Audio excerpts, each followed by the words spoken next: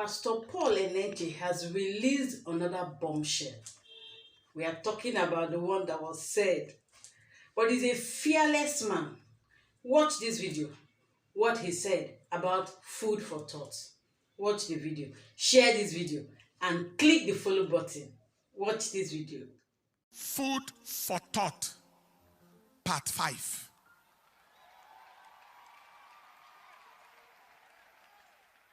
There are people wondering why the church or church leaders should be bothered about governance or politics. That is very absurd, very ridiculous. It is as ridiculous as asking why a person should be interested in the sanity of the pilot that is to fly him in an aircraft.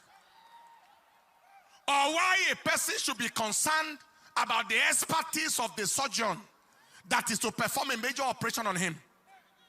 Or why a person should be worried about the health and hygienic status of the caterer that serves him food. Please understand this. Anyone who is not concerned about those things that concern his existence is a concern himself. The silence of good people is more wicked than the actions of bad people. Evil thrives when good people are silent, and most times silence is taken to mean consent. No one is permitted to keep silent when their destiny is being decided. You don't keep quiet or silent when your destiny or your welfare is being decided. To keep quiet when your destiny is being decided, like in a political setting, is to end with an outcome that may not be desirable. Now, why should the church people, church leaders, and the society at large be interested in politics and governance? Why should we be interested in who heads the government? First, government make policies, and policies affect the society, and the church is part and parcel of society. So everyone in society, the church and her members inclusive, are at the receiving end of government policies. Second, government's failure places a high burden of care on the church as a religious and charity institution. For example, when people can't pay their children's school fees, house rent, etc., it is not the government they go to for help. It is the church they come to. When a person's loved ones get kidnapped, the church most times is their first point of call for prayer and emotional support. And someone says the church should not be interested. Government's inability, incapacity, and irresponsibility leading to insecurity of lives and properties of the citizens places a high burden of responsibility on the society at large, the church inclusive. Government's policies and actions, listen to this, that forbid religious freedom and facilitate religious persecution and intolerance, especially against Christians and the church, pose very great existential threat to the church. They are against the very life of the church, aimed at reducing or possibly eliminating the Christian population in Nigeria. And somebody say we shouldn't be interested. Many have rapidly forgotten what happened in 2015. There was the presidential candidate of the coalition with a track records that didn't appear favorable. His speeches and actions before then were contrary to religious freedom. Many were warned of what was coming, but it fell on deaf ears. The youth then campaigned, including civil societies and others. They claimed that insecurity will be handled, corruption will be handled, etc. What was the outcome? Escalation of religious intolerance and the persecution of the church went to another level.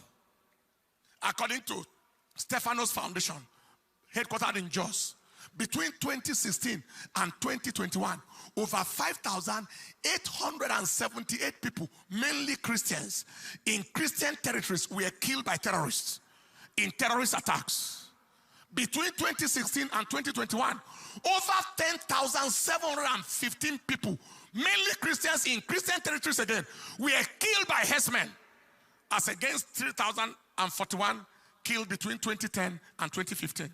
See the difference. Between 2016 and 2022, there were 11,362 recorded cases of kidnapped persons across the country. Many more are beyond record. This is against minimal, insignificant record of kidnapping before that time. Today, some people say church should not be bothered. When out of the 3 frontline presidential candidates, 2 of them are likely to further anti-church, anti-Christian, and in fact, anti-society agenda. One of the candidates is of the same ethnicity, religion, and region as the current leader, under whose watch the nation has experienced such level of unbelievable insecurity, mostly against the church and generally against all. The repetition of the same disaster is not hard to imagine, especially as this same candidate has not condemned any killing once by his people. He has not condemned it once. He has not visited anywhere once to condone with any people. He steps into power, he continues from where it has stopped. The second candidate chose a Muslim vice president, being a Muslim himself, despising, disregarding the plight and the value of the church in Nigeria. The third candidate, the third one, remains the only sensible, only credible way to go. Not just for the good of any region or religion, but for the good of the nation as a whole. So for anyone to say that church should not be involved in governance and politics of the nation, he is either daft, deceived, dubious and fraudulent, demented, that is insane, or a demonic agent from hell who want the destruction of the church. Friend, you have been shown the way. Did you see the way? You have been shown the way. Follow the way. Go out and vote. Do all you can to ensure that your vote counts. God bless Nigeria. Stand up on your feet. Somebody may say, but the one, no, you can go ahead. The one that is of the same religion and region and ethnicity as the current leader of the nation has a Christian gentleman vice presidential candidate. Somebody may say that. Don't forget that that was our situation in 2015. There was the Christian gentleman, pastor of in a denomination. Many people voted in that time because of the vice president. From the region where he has come from, we came from, they voted. The denomination, the Christianity voted, Pentecostal cycles voted, and his denomination voted with the hope that he is there, and that means that there is hope. Question: what difference has been made? Brutal question. To what extent was he able to stop insecurity, to stop the massive killings, the massive persecutions, and the massive anti-religious agenda against Christianity? What extent? But I want you to notice that every time they gave him the opportunity to act as acting president, things rapidly changed. Things rapidly changed. But to what extent was he given that opportunity? So don't let anybody deceive you.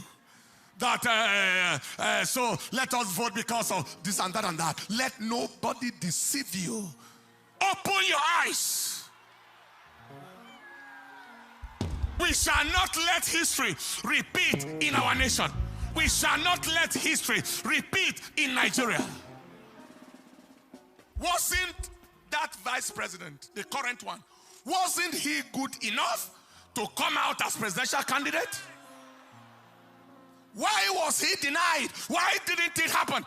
Because a demonic agenda must still continue, which is being frustrated right now. Are you hearing what I'm saying? Because they deceive, people deceive themselves, and we deceive ourselves a lot. All you need to do to face the future is to think about the past. What has happened before, it gives an idea of what is likely to happen before. Don't let anybody deceive you.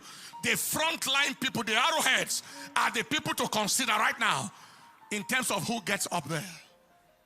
I believe you have heard. Help me tell people, have you heard?